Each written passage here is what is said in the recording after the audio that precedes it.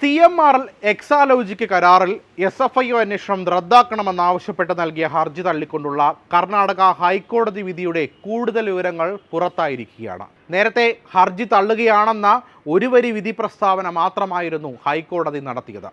എന്നാൽ ഇതിനു പിന്നാലെയാണ് 46 പേജുള്ള വിശദമായ വിധി പകർപ്പ് ഇപ്പോൾ പുറത്തു വന്നിരിക്കുന്നത്.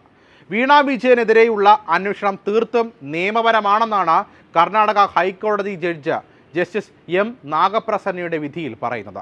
നിയമം പാലിച്ചു തന്നെയാണ് അന്വേഷണം നടക്കുന്നതെന്നും കോടതി വിധിയിൽ പറയുന്നുണ്ട്. എക്സാലോജിക്ക് നടത്തിയത് ഗുരുതര ക്രമക്കേടെന്ന് ജഡ്ജി നാഗപ്രസന്ന വിധിയിൽ പറയുന്നു.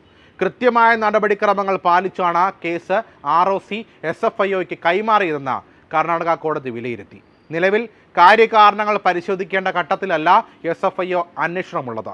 അന്വേഷണം തടയേണ്ടതോ വിലക്കേണ്ടതോ ആയ സാഹചര്യം നിലവിലില്ല എന്നും കോടതി പറഞ്ഞു. അന്വേഷണം റദ്ദാക്കാനായി വീണ വിജയൻ നൽകിയ വാദങ്ങൾ സ്വീകാര്യമല്ലെന്നും കോടതി നിരീക്ഷിച്ചു. മാസപ്പടി കേസിൽ വീണ വിജയന്റെ കമ്പനിയായ എക്സാലോജിക്കിനെതിരായ അന്വേഷണം റദ്ദാക്കണമെന്നാവശ്യപ്പെട്ട് നൽകിയ ഹർജി കോടതി തള്ളുകയായിരുന്നു.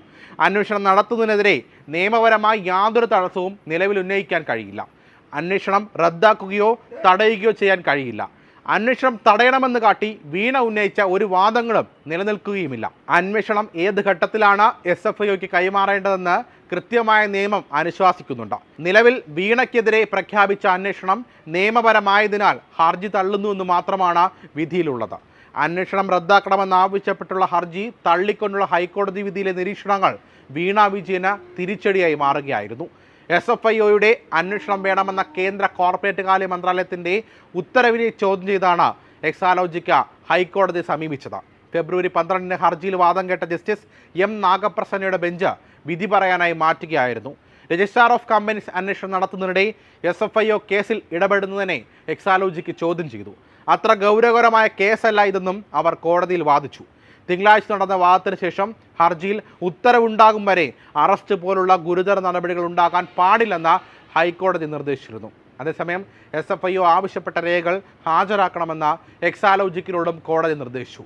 ഒരു സേവനവും നൽകാതെയാണ് എക്സാലോജിക്ക് CMRൽ നിന്നും 1.72 കോടി രൂപ കൈപ്പറ്റിയെന്നാണ് വീണയ്ക്കെതിരായ കേസ്. വീണ വിജയനെ SFIO ചോദ്യം ചെയ്യാൻ ഒരുങ്ങവെയായിരുന്നു എക്സാലോജിക്ക് മാസപ്പടി കേസിൽ അന്വേഷണം റദ്ദാക്കണമെന്ന ഹർജിയുമായി സമീപിച്ചത്. കേന്ദ്ര സർക്കാരിൻ്റെ കമ്പനി കാര്യ മന്ത്രാലയത്തെയും സീരിയസ് ഫ്രോഡ് ഇൻവെസ്റ്റിഗേഷൻ ഓഫീസ് ഡയറക്ടറെയുമാണ് എക്സാലോജിക്ക് എതിർകക്ഷികളാക്കിയിരിക്കുന്നത്. CMRL കമ്പനിയുമായി ബന്ധപ്പെട്ട അനധികൃത പണമിടപാട് നടന്നുവെന്ന ആരോപണത്തിലാണ് സീരിയസ് ഫ്രോഡ് ഇൻവെസ്റ്റിഗേഷൻ ഓഫീസ് അന്വേഷണം നടത്തിയത്.